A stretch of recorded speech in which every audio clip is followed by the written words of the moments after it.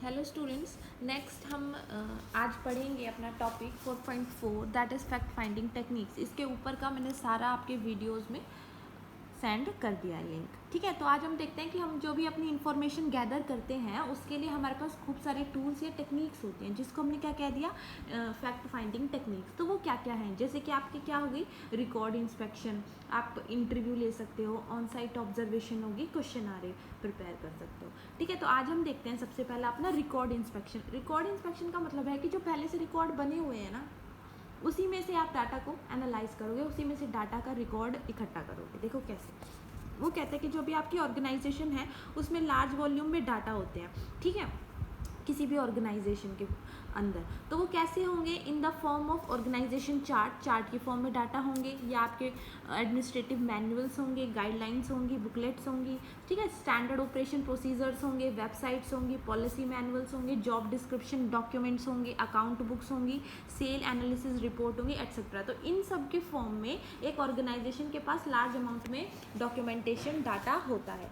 तो आपको क्या करना है, they can provide a valuable information to the analyst. अब एनालिस्ट क्या कर सकता है, इनको रीड करके एक वैल्यूएबल इन्फॉर्मेशन प्राप्त कर सकता है। ठीक है, तो ये भी जो भी आपके डॉक्यूमेंट है ये क्या डिस्क्राइब करते हैं कि जो भी आपका एग्जिस्टिंग सिस्टम है उसके क्या तो फॉर्मेट है और क्या उसका फंक्शन है। ठीक है, उसके साथ साथ जो भी आपके मैनुअल्स हैं सिस्टम रिक्वायरमेंट में, वो आपको हेल्प करेंगे कि आप ये पता लगा सको कि क्या ऑब्जेक्टिव्स इस सिस्टम के हैं और कितने मीट हो चुके हैं। तो इससे क्या होता है, आपका बहुत सारा टाइम बच जाता है। तो वो कहते हैं कि जो रिकॉर्ड इंस्पेक्शन है ना, वो सबसे बेस्ट सोर्स है क्वांटिटेटिव इंफॉर्मेशन को प्राप्त करने का। लेकिन जो ये रिकॉर्ड इंस्पेक्शन है, इसका मेन ड्रॉबैक क्या है कि इसमें सर्च करने में टाइम लगता है, कि आप सारे मैनुअल्स पढ़ोगे, ठीक है, पॉलिसीज़ देखोगे, स्टैंडर्ड्स लोगे, तो इन सब में क्या लगता है, टाइम लगता है। और दूसरी बात, जो भी आपकी रिपोर्ट बनी हुई है वो टाइम के साथ आउटडेटेड भी तो हो जाती है, पुरानी भी तो हो जाती है, तो इन्फॉर्मेशन भी पुरानी हो जाएगी।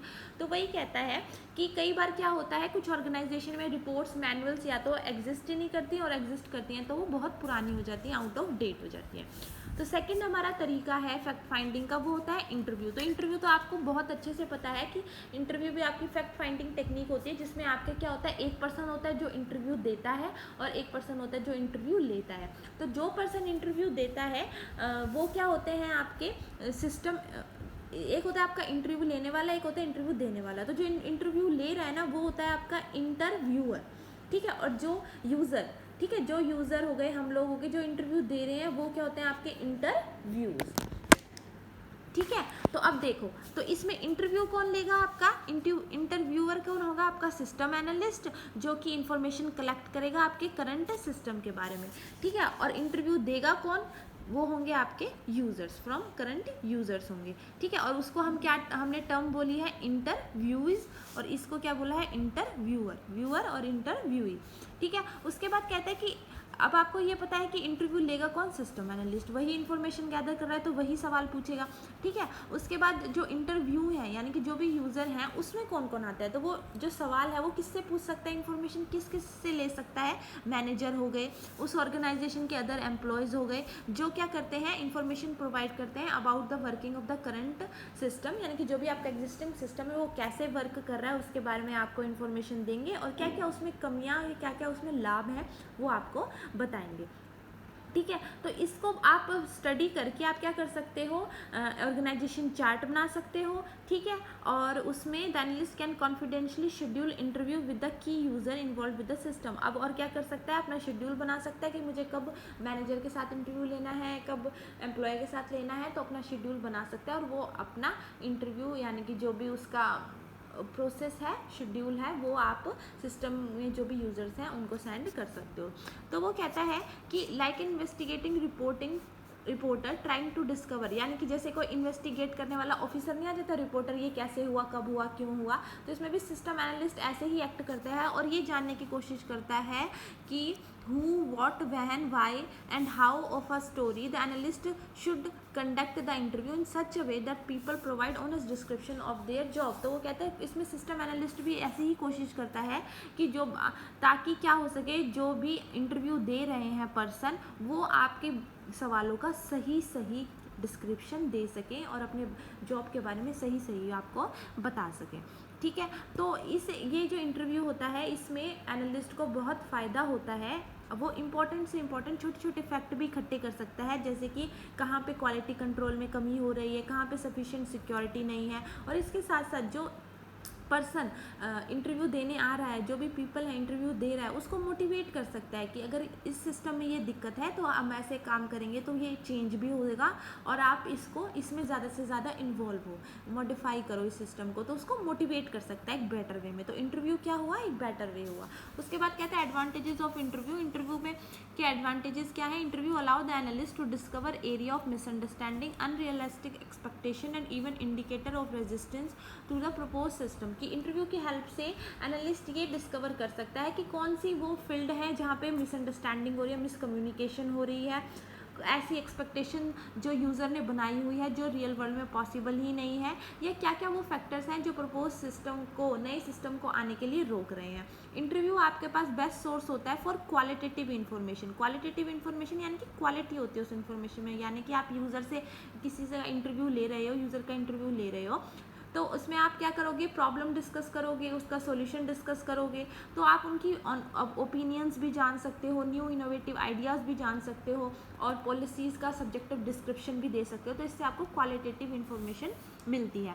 उसके बाद कहता है कि good system analyst may also be able to obtain information. कि जो एक अच्छा सिस्टम एनालिस्ट है वो कैसे इन्फॉर्मेशन इकट्ठा कर सकता है, by observing the interviews body language. यानी कि जो एक्सपीरियंस सिस्टम एनालिस्ट है या अच्छा सिस्टम एनालिस्ट है, जो अच्छा इंटरव्यू लेता है, इंटरव्यूअर है, वो कैसे इंफॉर्मेशन इकट्ठा कर सकता है, सामने जो इंटरव्यू दे रहा है ना उसकी बॉडी लैंग्वेज से भी, फेशियल एक्सप्रेशन से। जैसे अगर मैं आपसे बात कर रही हूँ, आप बात कर रहे हो तो आपके हाथ काँप रहे हैं या नहीं काँप रहे, आपका फेशियल एक्सप्रेशन कैसा है, डरे हुए तो नहीं हो, नर्वस नहीं हो, इससे भी आप बहुत सारी इन्फॉर्मेशन इकट्ठी कर सकते हो। ठीक है। उसके बाद कहता है interviews give the analyst an opportunity to evaluate the validity of the information gathered by the other sources. तो वो कहते हैं कि इंटरव्यू की हेल्प से एनालिस्ट के पास ये अपॉर्चुनिटी होती है कि वो जो भी इन्फॉर्मेशन उसने दूसरे सोर्सेज से इकट्ठी करी है उनको वैलिडेट कर सके, उनको वेरीफाई कर सके। उसके बाद कहता है its flexibility makes us interviewer a superior technique for exploring area where not much is known and what questions to ask और how to formulate questions। वो कहता है कि इंटरव्यू में क्या होती है, ये इतना फ्लेक्सिबल होता है कि इससे इंटरव्यूअर क्या होता है, एक बहुत अच्छी टेक्निक बन जाती है। इंटरव्यू एक बहुत अच्छी सुपीरियर टेक्निक बन जाती है, क्योंकि क्या होता है, ये एक तो फ्लेक्सिबल है इंटरव्यू लेना, आप कैसे ही क्वेश्चन को मॉडिफाई कर सकते हो, बढ़ा सकते हो, कम कर सकते हो, और उन एरियाज़ के बारे में भी आप जान सकते हो जिसमें आपको ज़्यादा नॉलेज नहीं है। आपको नहीं पता कि मुझे क्या question is not much is known about what question to ask, क्योंकि आपको नहीं पता कि मुझे क्या क्वेश्चन पूछने हैं और कैसे क्वेश्चन फॉर्मुलेट करने हैं, लेकिन फिर भी आप क्या कर सकते हो, एक सुपीरियर टेक्निक होता है इंटरव्यू, अच्छी बेस्ट टेक्निक होती है, इसमें उन एरियाज़ को भी एक्सप्लोर कर सकते हो। आप पूछ सकते हो सामने वाले से कि अगर आपको कोई टर्म नहीं पता, आप पूछ सकते हो हाँ एक्सप्लेन दिस, तो वो अपने व्यूज़ देगा, तो उससे आपको काफ़ी कुछ इन्फॉर्मेशन मिलती है। ठीक। उसके बाद कहता है कि ये मेथड बहुत ही हेल्पफुल है, क्योंकि इसमें आप इंफॉर्मेशन क्या करते हो, इंडिविजुअल यूज़र से ले सकते हो। जो कई बार क्या होता है, कई इंसान लिखने में अच्छा नहीं होता, बोलने में अच्छा होता है, तो उनसे आप ओरल कम्युनिकेशन के थ्रू उन पर्सन से भी इंफॉर्मेशन इकट्ठी कर सकते हो जो ओरल कम्युनिकेशन में, बोलने में एक्सपर्ट होते हैं, अच्छे आइडियाज़ आपको दे सकते हैं, but they are not fully effectively easily communicate with the help of writing. Writing में वो राइटिंग के यानी कि लिख के आपके साथ अच्छा कम्युनिकेट नहीं कर सकते, लिखने में अच्छे नहीं हैं, लेकिन आपको बोल के बता के इंटरव्यू की हेल्प से आपको अच्छी इन्फॉर्मेशन प्रोवाइड कर सकते हैं। ठीक है। वो कहते हैं इंटरव्यू की हेल्प से आप अपने यूज़र को एक अपॉर्चुनिटी प्रोवाइड करते हो, कि आपके पास एक अच्छी अपॉर्चुनिटी होती है कि आप अपने यूज़र को, अपने इंटरव्यूई को अच्छे से क्या कर सको, मोटिवेट कर सको अबाउट न्यू सिस्टम। कि न्यू सिस्टम अगर हम लाएंगे तो इसके ऐसे ऐसे बेनिफिट हैं, आपको ये लाभ होगा, ऑर्गेनाइजेशन को ये लाभ होगा, तो आप एक मोटिवेटर का काम भी कर सकते हैं with the help of interview. वो कहता है लेकिन इसका डिसएडवांटेज क्या है, ये बहुत ही टाइम कंज्यूमिंग प्रोसेस है। ठीक है। और उसके बाद कहते हैं कि इंटरव्यू की सक्सेस इस पर डिपेंड करती है कि एनालिस्ट का ह्यूमन रिलेशन स्किल्स कैसे है, यानी कि एनालिस्ट कैसे बिहेव करता है सामने वाले पर्सन के साथ। अगर वो डांट के बोलेगा, डरा के बोलेगा, तो कोई भी इंसान फ्री फील नहीं करेगा अपने आइडियाज़ को शेयर करने के लिए। ठीक है। उसके बाद कहते हैं कई बार इंटरव्यू लेना इम्प्रैक्टिकल हो जाता है ड्यू टू द लोकेशन, जैसे कि हिली एरियाज़ हो गए, ठीक है, ऐसे एरियाज़ में, या फिर वेदर वेदर की प्रॉब्लम के कारण। तो कई बार क्या होता है इंटरव्यू लेना इम्प्रैक्टिकल हो जाता है, ठीक है। तो ये इसके कुछ डिसएडवांटेज है। और कई बार आप इंटरव्यू नहीं ले सकते due to the location of interviewers. आपको नहीं पता कि जो भी पीपल है वो काफ़ी दूर हो सकता है, यानी कि उसकी डिस्टेंस दूर हो सकती है। तो इस वजह से इंटरव्यू में पहुंच पाना, इंटरव्यू दे पाना क्या होता है, इम्प्रैक्टिकल हो जाता है, ठीक है। लेकिन आज के टाइम पे उसके भी नए मोड हैं कि आप ऑनलाइन इंटरव्यू ले सकते हो, वीडियो कॉन्फ्रेंसिंग कर सकते हो, ठीक है। नेक्स्ट है आपके टाइप्स ऑफ इंटरव्यू। तो इंटरव्यू आपके दो टाइप के होते हैं, अनस्ट्रक्चर्ड और स्ट्रक्चर्ड। जो आपका स्ट्रक्चर्ड है वो फर्दर दो टाइप का होता है, ओपन एंड क्लोज। तो सबसे पहला देखो अनस्ट्रक्चर्ड इंटरव्यूज। वो कहते हैं कि अनस्ट्रक्चर्ड इंटरव्यू में आपको नॉन डायरेक्टिव इन्फॉर्मेशन मिलती है। ये क्या है आपकी non directive information gathering technique है। इसमें इट अलाउ रिस्पोंडेंट, यानी कि जो भी आपके यूज़र होते हैं उनको अलाउ करता है कि आप किसी भी क्वेश्चन का फ्रीली अपने शब्दों में कैसा भी आंसर दे सकते हो। इसमें जो भी इंटरव्यूअर, यानी कि जो भी इंटरव्यू लेने वाला पर्सन होता है वो क्वेश्चन पूछता है, और वो क्वेश्चन भी ऐसे पूछता है कि ज़रूरी नहीं कि आपकी ऑर्गेनाइजेशन से रिलेटेड ही हो, आपके प्रोजेक्ट से रिलेटेड ही हो, that may not be directly related with the objective. ज़रूरी नहीं है, वो इधर उधर के क्वेश्चंस भी आपसे पूछ सकता है। ज़रूरी नहीं है कि जो भी आपके स्पेसिफिक क्वेश्चंस है वही पूछने हैं, ठीक है। वो क्वेश्चंस भी पूछ सकता है that are not directly related, जो आपके ऑब्जेक्टिव से रिलेट भी नहीं करते, ठीक है। तो वो कहता है कि जो भी आपके अनस्ट्रक्चर्ड इंटरव्यूज़ होते हैं वो किस बेसिस पे वो होते हैं, सेट होते हैं विद ओनली अ जर्नल गोल, कि आपका जर्नल गोल क्या है, या ठीक है, विद फ्यू स्पेसिफिक क्वेश्चन। उसमें जो स्पेसिफिक क्वेश्चंस होते हैं, जो रेलिवेंट क्वेश्चंस में वो तो कम होते हैं। एक जर्नल सा इंटरव्यू लेते हैं जिसमें आप क्या कर सकते हो, वो क्वेश्चन भी पूछ सकते हो जो आपके ऑब्जेक्टिव से रिलेट नहीं करते हैं, ठीक है। तो इसमें जो आपका यूज़र है वो फ्री होता है क्वेश्चन के आंसर को अपने शब्दों में देने के लिए, क्या वो कैसे भी रिप्लाई कर सकता है। तो इसका एडवांटेज क्या होता है, ये ग्रेटर फ्लेक्सिबिलिटी प्रोवाइड करता है, आप इजीली बिना डरे इंटरव्यू दे सकते हो। दूसरा इसमें क्या होता है, अनस्ट्रक्चर्ड इंटरव्यू में produce information about areas that were overlooked is not thought to be important. कई बार क्या होता है हम कुछ सोचते हैं कि जो ये एरिया है इसमें ये इतना इम्पॉर्टेंट है ही नहीं, इसकी इतनी ज़रूरत है ही नहीं। लेकिन अनस्ट्रक्चर्ड इंटरव्यू के हेल्प से कई बार हमें ऐसी इन्फॉर्मेशन भी मिल जाती है जो हम सोचते हैं कि ये तो इम्पॉर्टेंट थी नहीं, बट वो हमें पता चलता है कि रेलिवेंट थी हमारे प्रोसेस से रिलेटेड या फिर हमारे सिस्टम से रिलेटेड। उसके बाद कहता है कि it facilitate deeper understanding of the feeling and standing of the interview, यानी कि जो भी पर्सन है उसके साथ आप इजीली कम्युनिकेट कर सकते हो, उसकी फीलिंग के इजीली समझ सकते हो।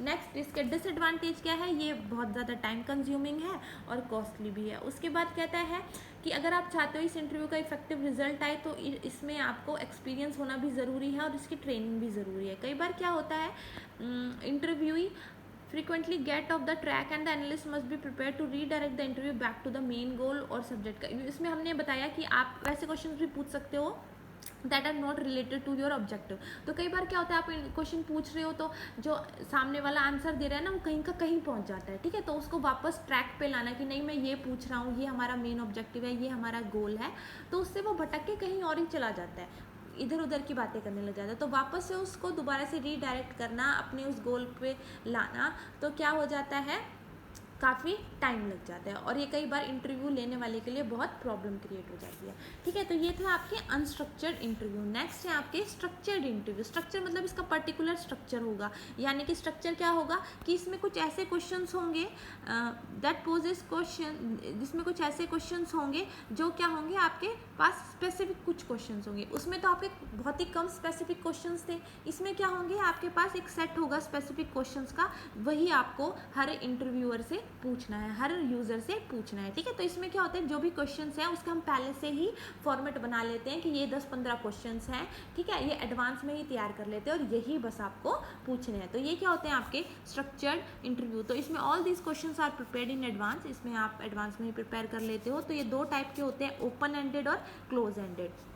तो पहला देखो ओपन एंडेड, तो इसमें ये वो इंटरव्यू है जिसमें क्या होता है that poses question that do not require specific और brief response. Open questions are generally question that establish a person view point on a particular object. वो कहता है कि जो ओपन एंडेड स्ट्रक्चर्ड इंटरव्यू है ना उसमें क्या है कि वो उसमें हमें ज़रूरत नहीं होती किसी भी क्वेश्चन का ब्रीफ में रिस्पॉन्स देने की। यानी कि होता है ना कि जैसे मैंने आपसे पूछा कि क्या आपकी ओपिनियन है करंट सिस्टम को लेके, तो आप ऐसे एक्सप्लेन करो या छोटा एक्सप्लेन करो, ब्रीफ में बताओ। ज़रूरी नहीं है कि आप ब्रीफ में या स्पेसिफिक ही रिस्पॉन्स देंगे, आप अपने हिसाब से उसको डिटेल में भी बता सकते हो। यानी कि इसमें हम क्या करते हैं, जो सामने इंटरव्यू दे रहा है यानी कि यूज़र का, पीपल का बेसिक क्या करते हैं, व्यू पॉइंट चेक करते हैं कि किसी पर्टिकुलर टॉपिक पे, किसी पर्टिकुलर सब्जेक्ट पे उसकी क्या राय है। और उसको ये नहीं कहते कि आप कम शब्दों में बताओ, आप अपनी राय बताओ, तो एक्सप्लेन वो आराम से कर सकते हैं। यानी कि ओपन एंडेड, यानी कि वो ओपन है, अपने विचारों को अच्छे से प्रकट कर सकता है, रख सकता है। जैसे कि एग्जाम्पल क्या हो गए, what are the critical objective of your department, कि आपके डिपार्टमेंट के ऑब्जेक्टिव्स क्या हैं, तो वो आराम से आपको डिटेल में बता सकता है। What are some of the common data entry errors made in the department, कि what is your opinion of the current state of B2B यानी कि business to business e commerce. तो ये सब कैसे हो गए, आपके ओपन एंडेड हो गए। नेक्स्ट कहता है क्लोज एंडेड। क्लोज एंडेड में ऐसे क्वेश्चंस होते हैं जिनका हमें क्या करना होता है, एक स्पेसिफिक आंसर ही देना होता है। जैसे कि आर यू एक्सपीरियंस या आर यू मैरिड, तो स्पेसिफिक आंसर होगा ना, या तो यस या तो नो। ठीक है, तो इसमें हमें ब्रीफ आंसर देने होते हैं, स्पेसिफिक आंसर देने होते हैं। ठीक है, उसके बाद क्या होता है, इसमें क्या होता है आपके पास, जो भी हम क्लोज एंडेड इंटरव्यू में क्वेश्चंस पूछते हैं, तो उसमें क्या होता है, आपके पास सेट ऑफ अल्टरनेटिव्स होते हैं। सेट ऑफ अल्टरनेटिव्स यानी कि yes, no, true, false, may be, may not. ठीक है, सेट ऑफ अल्टरनेटिव्स होते हैं। तो वो कहते हैं कि जो अभी आपके क्लोज एंडेड क्वेश्चंस होते हैं वो ज़्यादा स्पेसिफिक होते हैं and usually require a specific answer. वो ज़्यादा स्पेसिफिक होंगे और स्पेसिफिक ही उनका आंसर देना है, टू द पॉइंट, इधर उधर का एक्स्ट्रा नहीं बोलना, रेलेवेंट टू द क्वेश्चन आपको आंसर करना है। जैसे एग्जाम्पल क्या हो गए, are you personally using PC in your business, कि आप बिजनेस में कंप्यूटर, पर्सनल कंप्यूटर यूज़ करते हो, तो आप क्या बोलोगे, येस और नो, और इसके अलावा कुछ भी नहीं बोलोगे, ना कंप्यूटर की डेफिनेशन बताओगे, ना बिजनेस की, नथिंग दैट। ठीक है, तो आपको क्या करना है, पॉइंट टू पॉइंट आंसर देना है, स्पेसिफिक क्वेश्चन के स्पेसिफिक आंसर। जैसे अब नेक्स्ट है, जैसे मैंने बताया था, उसमें सेट ऑफ अल्टरनेटिव्स होते हैं, आपको उसमें से चूज करना है। तो कहते हैं which of the following source of information is most valuable to you, कि इनमें से आपको ऑप्शंस दिए हैं कि कौन सा आपको ज़्यादा वैल्यूएबल लगता है, तो आप अपने समझ के हिसाब से कोई भी ऑप्शन पे टिक लगा सकते हो। ठीक है, तो ये कुछ हो गए आपके क्लोज एंडेड के एग्जाम्पल। नेक्स्ट है एडवांटेजेस ऑफ स्ट्रक्चर्ड इंटरव्यू, की जो हमने स्ट्रक्चर इंटरव्यू पढ़ा उसके एडवांटेज क्या है, easy to administer and evaluate the answer, कि इसकी हेल्प से स्पेसिफिक सेट ऑफ क्वेश्चंस होते हैं, तो इसकी हेल्प से आप इजीली आंसर्स इवेलुएट कर सकते हो और उसको एडमिनिस्ट्रेटिव, मतलब उसका एडमिनिस्ट्रेट का मतलब है उसको अच्छे से एनालाइज भी कर सकते हो। उसके बाद कहता है रिक्वायर लिमिटेड ट्रेनिंग, इसमें इतनी ट्रेनिंग की ज़रूरत नहीं होती। स्ट्रक्चर्ड इंटरव्यू में आप इजीली न्यू स्टाफ को भी ट्रेन कर सकते हो। उसके बाद कहता है ensure uniform wording of questions for all respondent, इसमें क्या होता है कि जितने भी रिस्पोंडेंट यानी कि जितने भी यूज़र हैं, आपको इंश्योर होता है कि वो इसी तरह के क्वेश्चन का आंसर देते वक्त वर्ड का यूज़ करेंगे। जैसे अगर मैं पूछती हूँ what is the definition of a system, अगर मैं 10 स्टूडेंट से पूछूंगी तो मुझे पता है कि इसमें वो इसी तरह के वर्ड्स का यूज़ करेंगे कि system is a collection of this and that, A grouping of the elements, है ना। तो मुझे पता है कि इसमें क्या होगा, यूनिफॉर्म वर्डिंग्स ऑफ क्वेश्चन होंगे। और इसमें मेन बात क्या है, यूनिफॉर्म वर्डिंग ऑफ क्वेश्चंस होंगे, यानी कि जो भी आपके क्वेश्चंस बने हैं वो सबके लिए क्या होंगे, साथ साथ सभी यूज़र्स के लिए एक जैसा होगा। ये नहीं है कि कुछ यूज़र से मैं कुछ पूछ रही हूँ, कुछ यूज़र से कुछ पूछ रही हूँ, और वैसे ही उनके आंसर होंगे। वो डिपेंड करता है यूज़र टू यूज़र। ये तो मैंने जैसे एक आपके स्टूडेंट की बात की थी, यूज़र टू यूज़र उनके आंसर वेरी कर सकते हैं, लेकिन हम हर यूज़र के लिए अपने यूनिफॉर्म वर्ड्स रखेंगे क्वेश्चंस के, और वही set of pattern her user से पूछेंगे। नेक्स्ट इसके डिसएडवांटेज क्या है कि कॉस्ट हाई है। उसके बाद कहता है standardization of question tends to reduce spontaneity, कि हम क्या करते हैं, क्वेश्चन को स्टैंडर्डाइज कर देते हैं, इस वजह से कहीं ना कहीं हमारे जो स्पॉन्टेनियस होता है ना, कि जो भी हमारा एक रेगुलर कंटिन्यूटी में चलता रहे, वो नहीं हो पाता है, क्योंकि कुछ यूज़र्स इसका जवाब दे पाते हैं, कुछ यूज़र उसका जवाब नहीं दे पाते हैं। नेक्स्ट है आपका mechanise interviewing which make it impractical for all the interview settings, कि इसमें क्या होता है कि वही बात है कि ये डिपेंड करता है आपके इंटरव्यू की लोकेशन पे, पर्सन की लोकेशन पे, कि इसमें आप क्या बोलते हैं, सभी यूज़र से या सभी इंटरव्यूअर से इंटरव्यू ले पाएँ। ऐसा कई बार क्या होता है, जोग्राफिकल कंडीशन की वजह से या वेदर कंडीशन की वजह से इम्प्रैक्टिकल हो जाता है। ठीक है, और उसके साथ साथ ये क्या कर देता है, आपके जो इंटरव्यू है, जो भी आपके सेट ऑफ क्वेश्चंस है उसको क्या कर देता है, लिमिटेड कर देता है, उसको स्पेसिफिक बना देता है, ठीक है। इस वजह से क्या होता है, इम्प्रैक्टिकल हो जाता है सारे इंटरव्यू को सेट करना, ठीक। तो ये इसके क्या हैं, कुछ डिसएडवांटेज है। उसके बाद नेक्स्ट कहता है guidelines to conduct a successful interview, कि एक अच्छा इंटरव्यू हो उसके लिए क्या क्या गाइडलाइन है, ठीक है। तो आप चाहते हो कि जो भी इंटरव्यू है या हम आपका वाइवा वगैरह लेते हैं तो उसकी सक्सेस किस पे डिपेंड करती है, कुछ स्टूडेंट पे करती है, कुछ टीचर पे करती है, ठीक है। तो वही कहता है कि एक अच्छे सक्सेसफुल इंटरव्यू कंडक्ट हो उसके लिए क्या गाइडलाइन है। सबसे पहला, the interviewer should be brief himself on the position and general duties of the interviewer. The interviewer should brief himself, यानी कि जो इंटरव्यूअर है, जो इंटरव्यू दे रहा है, उसको ब्रीफ में बताना चाहिए कि वो किस पोजीशन में है और क्या उसकी जनरल वो ड्यूटीज़ परफॉर्म करता है। उसके बाद कहता है कि इंटरव्यू होने से पहले